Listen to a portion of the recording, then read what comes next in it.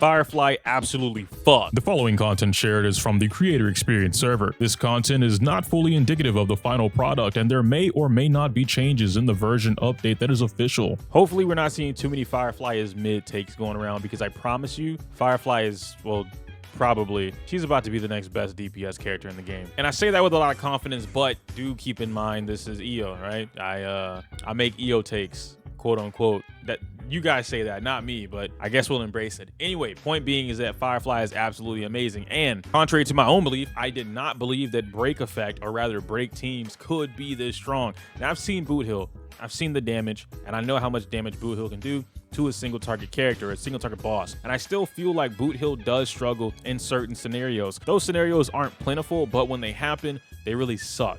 And that's when you notice the difference between a break-centric DPS character and a crit-based DPS character.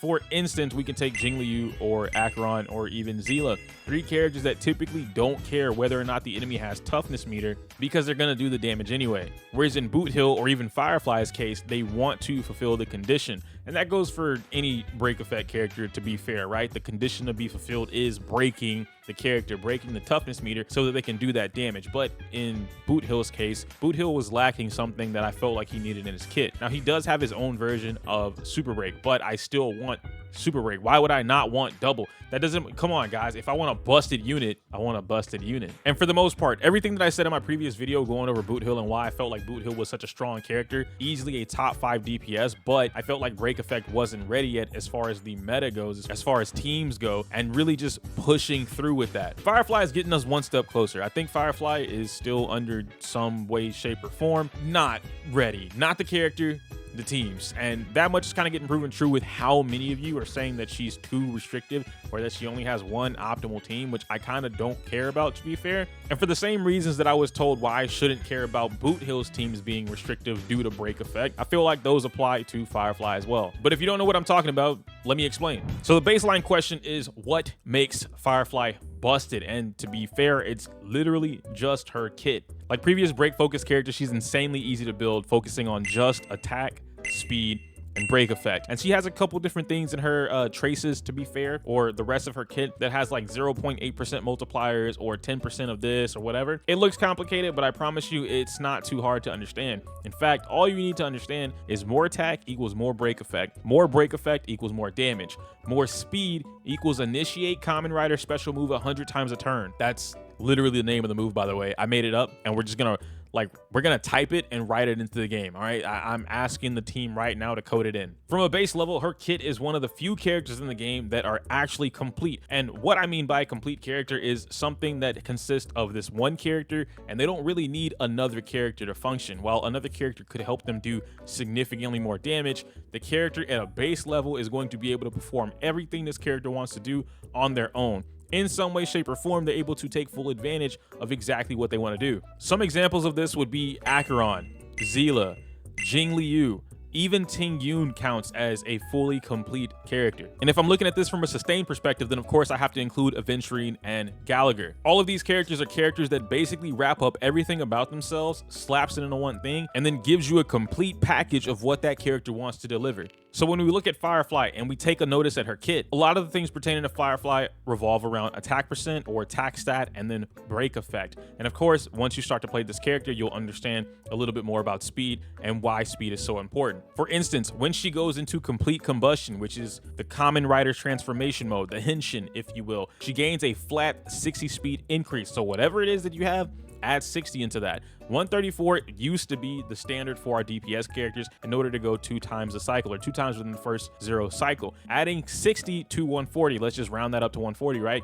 Adding 60 to that now puts you at 200 flat speed. No other 10% increases, no extra 10 from Ruan Mei, anything like that. No one else's other influence, is just Firefly by herself, 200 flat speed. Now, of course, now you'll get into why speed is important, because during this particular mode, on top of the action advance she naturally has built into her kit, this will allow you to go a multitude of turns depending on how fast your Firefly is. And I guess a really basic way to understand this without getting too deep into the whole math behind it, when Firefly triggers her ultimate, she immediately gets an advance forward. So that'll bring her up from wherever she is all the way to the top. basically a Bronya skill. When she does this, on top of having the increased speed from whatever it is that your speed stat is, it essentially resets your action value so that now everything happening here from this point forward after activating your ultimate will then take the new speed you have and apply it to all of your actions henceforth until you run out, and then your combustion is gone. Not only that, but she also has some blade-like mechanics, that being that she consumes HP using her regular skill in order to bring her value down. Now, I think this is a drawback. I don't necessarily think this is something that's supposed to be built into her kit for you to take full advantage of. I think it's just typically something that needs to, you have to pay attention to while you're playing the character. But that's only outside of Kamen Rider mode. Once you trigger Kamen Rider mode and you go Henshin and you transform, she starts to recover HP that she would have lost from anything.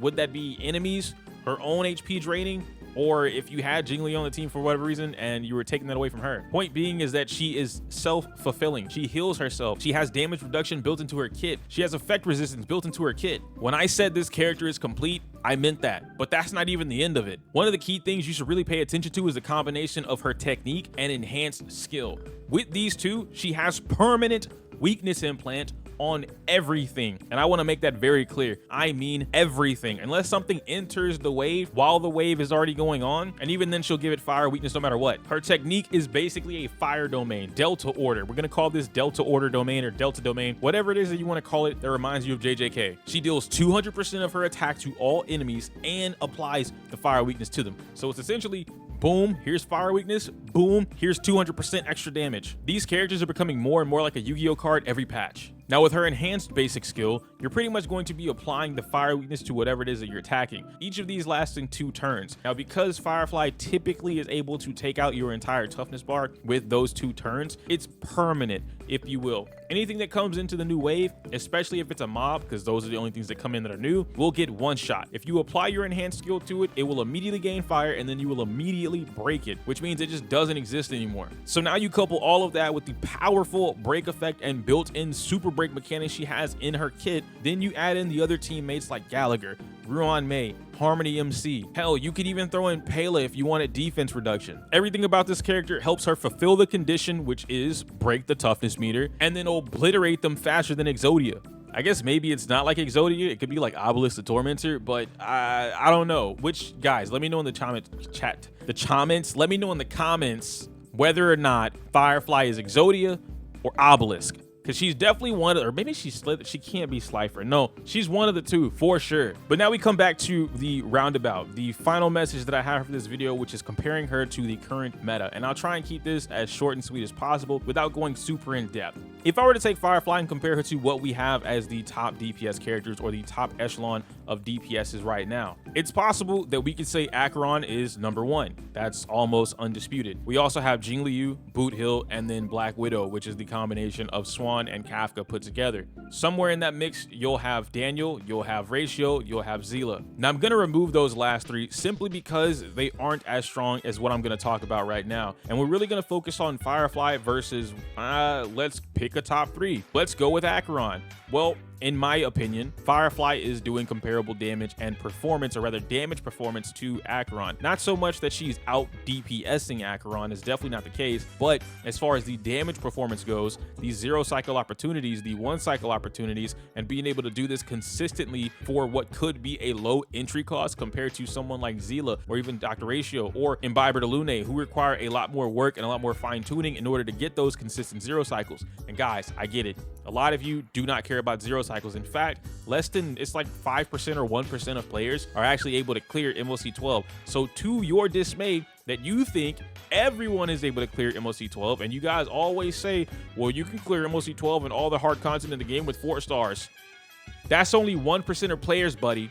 This is coming from the official Hoyo Labs data combined and calculated by Pride Win. So whatever it is that you think the 4-star clears are doing, that's not the average player. So for now, we'll say Acheron is slightly above Firefly, and now we'll have to compare her to Jingliu, Boot Hill, or even Black Widow. Compared to Jingliu is still strong. She's an amazing character right now, but Jingliu is a little bit, as the kids say, falling off. Now, I don't think this character is falling off by any means, but I do think it's becoming progressively harder for this character to fight off element. And I think that's something that a lot of the stronger DPSs are tier zeros, right? What our tier zeros have that a lot of the other DPS characters don't is that they're able to fight on element and off element very well. And right now, Jing Liu is falling off element. I know that's a lot of offs that I just said in that sentence, but you get what I'm saying. Next up is Boot Hill, which Boot Hill is very similar to Firefly. The key difference is here, Boot Hill has to work for his weakness implant. And I know some of you might be saying, well, Boot Hill's actually really easy. You just use his ultimate and it's a guaranteed weakness implant. Yes, this is very much true. This is absolutely correct. What do you do in the event that you don't have your ultimate?